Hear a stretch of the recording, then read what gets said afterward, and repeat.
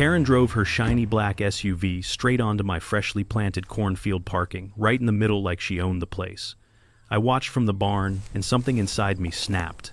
Enough was enough. I didn't just move her car, I made it disappear. By the time she came back, her SUV was gone, leaving nothing but confusion and a red-faced Karen yelling at the top of her lungs. What I did next. It wasn't a prank. It wasn't a mistake, and she had no idea what I was capable of. The real question was, how far would I go to teach her a lesson she'd never forget? Karen, or as everyone in the neighborhood called her, Linda, was the new HOA president, and she wasted no time making her presence known. She didn't move into the fancy development across the road from my farm to blend in. She moved there to control. First, it was the usual complaints, trim this move, that the rooster's too loud. It didn't take long for her to start dictating how I should run my farm. She'd park her SUV on the edge of my property, claiming it was just for a minute, even though my land wasn't part of her HOA. When I asked her to stop, she smiled that fake smile of hers. "It's just dirt, relax," she said, as if that gave her the right to trample over everything I'd worked for. I tried to keep my cool. I figured maybe she didn't know any better. But when it became a daily habit, it felt less like a misunderstanding and more like an invasion. And it wasn't just her. She'd bring her friends over using my land as their personal parking lot when her driveway was full. The edges of my crops were crushed under the weight of her guests' cars. I wasn't about to let that slide, but I wasn't the type to start a fight either. Not until she pushed me too far. It started small at first, just little inconveniences that I could shrug off. Every morning when I headed to the barn, there she was, Karen's shiny black SUV parked on the edge of my land. At first I thought she might be lost, or maybe just stopping by for a quick minute. So I waved her down one day, standing in front of the barn with a sack of feed in hand.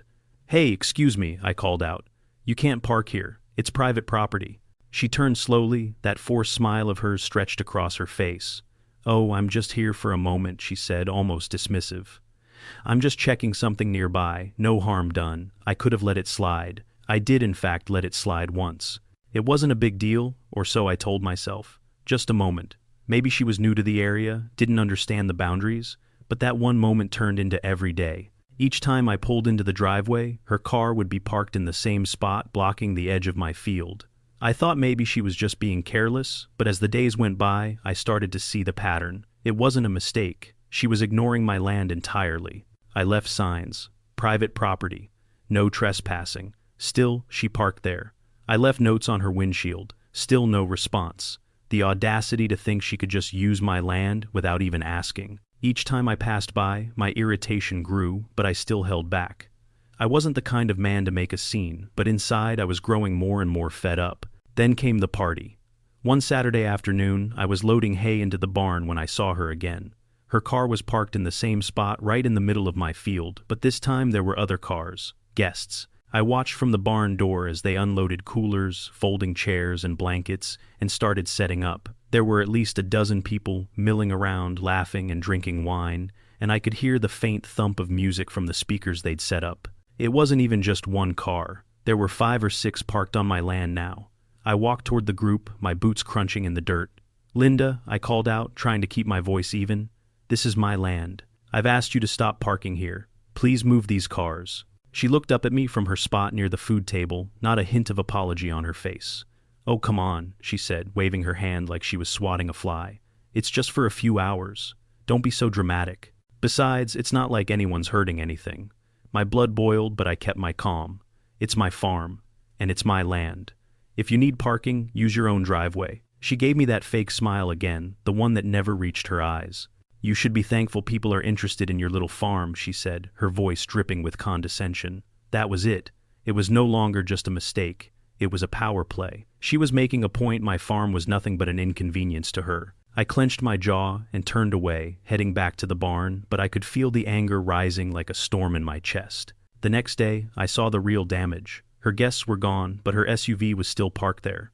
And this time, the damage was undeniable. Where the tires had been parked, the soil was crushed and flattened, the crops trampled under the weight of her car. My corn-tender young plants were now bent and broken. It wasn't just the land anymore. It was my work, my time, my livelihood. I felt the anger surge, but I knew better than to let it consume me. I decided to talk to her face to face again. When I saw her unloading groceries from her car the next morning, I walked up to her. "Linda," I started, keeping my voice steady.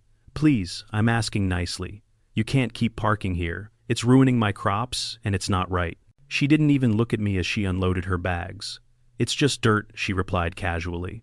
Don't be so dramatic. You should be happy people are paying attention to your little farm. Maybe if you cleaned it up, it wouldn't be such an eyesore. I stood there, my hands tightening into fists. She was treating everything I'd worked for like it didn't matter. I could feel the frustration building, but I swallowed it down. I wasn't going to let her win, but I also wasn't going to keep letting her disrespect me either. The next morning, I heard it again, her SUV. This time I saw her parked even further into the field, almost as if she was daring me to do something about it. I stood in the barn staring at the car, trying to figure out what my next move should be. Before I could make up my mind, the sound of tires crunching gravel rang out. I turned and saw the flashing lights of a police car pulling into my driveway. Karen stepped out of her car, her arms crossed, a smug look on her face. "This man is harassing me," she told Officer Daniels, pointing at me. "He moved my car off his land without my permission. He's causing a disturbance." I couldn't believe it. Not only was she disrespecting my land now, she was trying to turn the tables and paint me as the villain. But Officer Daniels, who'd known me for years, wasn't buying it. "Ma'am," he said calmly, "the car was on private property. He had every right to move it." Karen's face turned bright red, but she didn't back down. "But ma'am," Daniels interrupted, his voice more firm now. "You've been warned before. He didn't steal anything. You parked on his land without permission, and that's the problem here." Her mouth dropped open, and she stormed off, but I knew this wasn't over. Not by a long shot. The final straw came when I saw her again the next day. She pulled up with her car right back to the same spot as if nothing had happened. Her guests were with her again, laughing and carrying on like it was a private party. I knew I had to do something that would make her understand once and for all that this wasn't her land to treat as she pleased. I spent the next few hours preparing, setting up a simple plan, nothing illegal, nothing violent, but something that would send a message. And by the time she returned to find her car gone, it would be too late for her to do anything about it.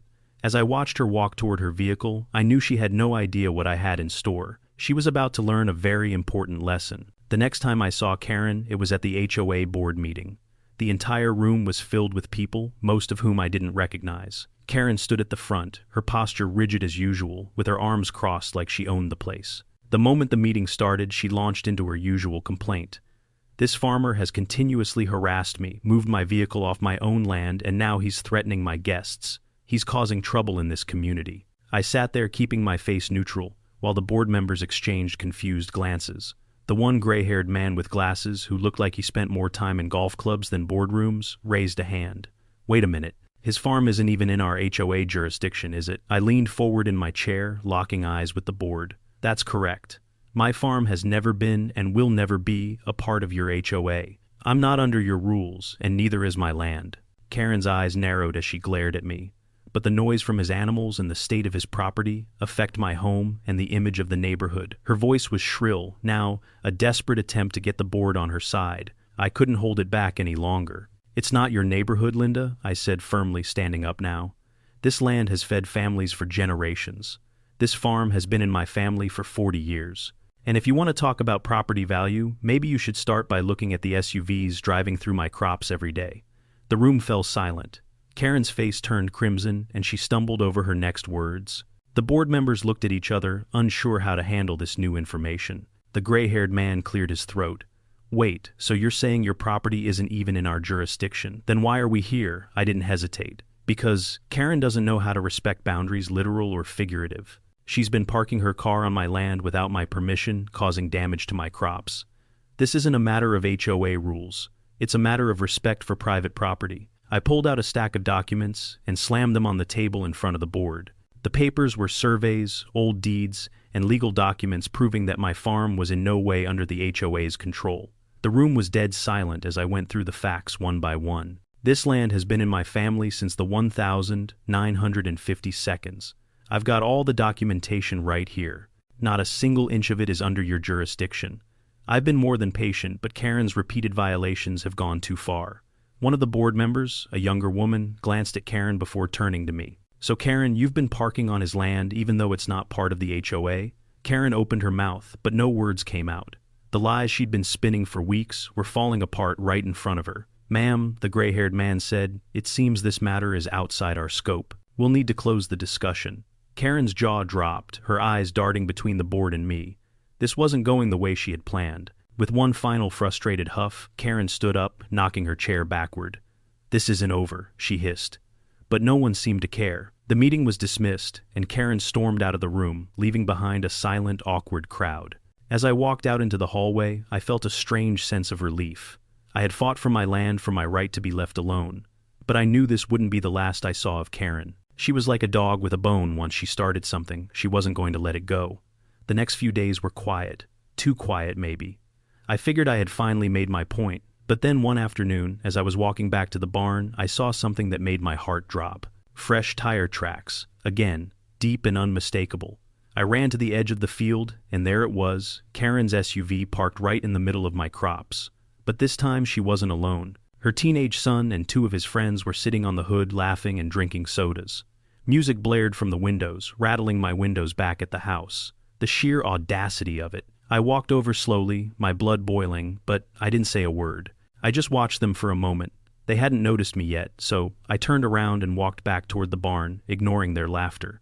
I went straight to the old John Deere tractor, already plotting what I would do next. No more polite requests, no more signs. I was done asking. I wasn't angry anymore. I was focused. And this time Karen was going to learn a lesson she couldn't ignore. The fire hit like a freight train. I was in the barn unloading hay when I smelled its smoke, thick, acrid, filling the air. I ran outside, my heart racing as I saw my barn glowing orange under the early morning sky. Flames were crawling up the walls like angry fingers licking the roof, devouring everything in their path. The chickens were squawking, the goats were bleating, and sparks were shooting up into the air like fireworks. I froze for a second, panic hitting me like a gut punch. "No, no, no," I yelled, grabbing the garden hose, but I knew it wasn't enough. The fire was too big. I could feel the heat on my face, the air thick with the stench of burning wood and smoke. Within minutes, the volunteer fire department showed up. Sirens blared, tires screeching across the dirt road as they pulled up, rushing toward the blaze with hoses in hand. Neighbors I barely knew came running from their homes, some in pajamas, some barefoot, all grabbing buckets or shovels to help move the animals away from the flames. I couldn't believe what I was seeing. People I hadn't even spoken to were helping me, rushing in to save what they could. By the time the fire was under control, the barn was gone, just blackened beams, ash, and the broken remnants of what had once been the heart of my farm. I stood there, shaking eyes, burning not from the smoke, but from the weight of everything. Lost memories, tools, family, heirlooms. My hands trembled as I stared at the ruins, feeling as though a piece of me had been torn away with the fire. It was old Mr. Jenkins who came over first. He placed a hand on my shoulder, his voice quiet but strong. "You're not alone, son. We'll help you rebuild." I nodded, feeling the tears well up, but I didn't say anything. Instead, I wiped my face and turned back toward the remains of my barn. There was nothing left to do but pick up the pieces one by one. The fire marshal arrived later that morning, and Officer Daniels wasn't far behind. They scoured the scene, taking notes, looking for any sign of what caused the fire. As I stood there trying to process the devastation, I overheard Officer Daniels talking to the fire marshal. "We don't think it was electrical," Daniels said, sounding serious. "But there are signs that suggest someone drove onto the property late last night." My stomach sank. "Are you saying it was deliberate?" I asked, stepping closer. He hesitated for a moment. "It's too early to say for sure, but we found tire tracks, fresh ones, leading right up to the barn before the fire started. Someone was here." My chest tightened. My first thought was of Karen. I didn't want to believe it, but the pieces seemed to fit. She'd been harassing me for weeks, and now this. It didn't take a detective to make the connection. Daniels turned to me. "We're going to investigate. I'll need any footage you have. Camera footage, trail, cams, anything." I showed him the footage from the trail cams I'd set up around the farm to watch for coyotes. We spent the rest of the day reviewing it, trying to make sense of what had happened. At 2:47 a.m., the footage showed a figure stocky wearing a hoodie walking toward the barn. They bent down near the hay bales, and then a faint flash. A moment later, they ran. The person didn't call anyone, didn't try to stop the fire, they just watched it burn and left. Daniels was silent for a moment. "We're running this footage through traffic cameras in town. We might have something, but it'll take time." But time was something I didn't have. The damage was done. My farm was struggling, and I was still reeling from the loss. But there was a strange sense of justice that came from knowing the fire wasn't an accident. Whoever had done this was going to face consequences. 2 days later, I got the call I wasn't expecting.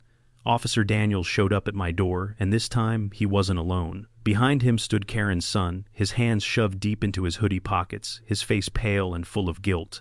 "Can we come in?" Daniels asked, his voice low. I stepped aside, still unsure what to expect. We all sat down at the kitchen table, the old wood creaking under the weight of the silence. Daniels opened a folder in front of me, and I could feel the tension thick in the air.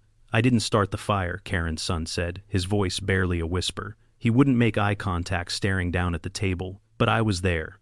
Me and my friend Jake. We were just messing around. Maybe we were going to throw some eggs at the barn, stupid stuff, but when we got there, the fire had already started. My heart sank as I listened to him, the weight of his confession hanging in the air. He didn't know what to do. He just watched the fire burn, too afraid to call for help. "I thought if I called someone I'd get blamed," he mumbled, guilt dripping from every word. I stared at him, anger welling up inside me, but it wasn't just anger. It was disbelief. "You watched my barn burn and did nothing." He nodded, his face flushing with shame. Daniels cleared his throat. "We pulled the camera footage from town. We got a partial plate from a car seen near your property around the time the fire started." I leaned forward. "Whose car was it?" Daniels slid a photo across the table. It was blurry, but the plate was clear. The name on the registration hit me like a punch to the gut, Jake Matthews. My mind raced. Karen's son's friend, the boy who'd been with him the night of the fire. "He started it," Karen's son said quietly, his voice breaking. "Jake started it, and I didn't know what to do." I was scared. Daniels nodded. "We already got a confession from Jake. He said he thought it would be funny, but he didn't realize the fire would spread that fast." I sat back in my chair, feeling the weight of it all. The fire, the destruction, the damage to my farm, it all stemmed from a stupid prank. But at least Jake owned up to it. Karen's son reached into his pocket and pulled out a folded sheet of paper, sliding it across the table toward me. "I'm sorry," he said, his voice cracking. "I want to help rebuild." I opened the paper slowly. It was a drawing of a new barn, goats, chickens, and a sun rising behind it. Underneath, in shaky handwriting, it said, "I'm sorry for what I didn't do. I want to help you rebuild." I nodded, my throat tight. "All right then, let's rebuild." In the days that followed, Karen didn't show up, but her son was there every morning, hammer in hand, ready to work. Angela from the HOA brought sandwiches. The community came together in a way I hadn't expected. It wasn't just about rebuilding the barn, it was about something more. The next morning, as we raised the new barn door, I saw Karen standing at the edge of the field. She didn't say a word, just watched. But I saw something in her eyes, something different. A small nod. No words, but it felt like an understanding passed between us. And for the first time in months, I felt peace. We rebuilt more than a barn that day. We rebuilt trust. And sometimes, that's all it takes to make things right.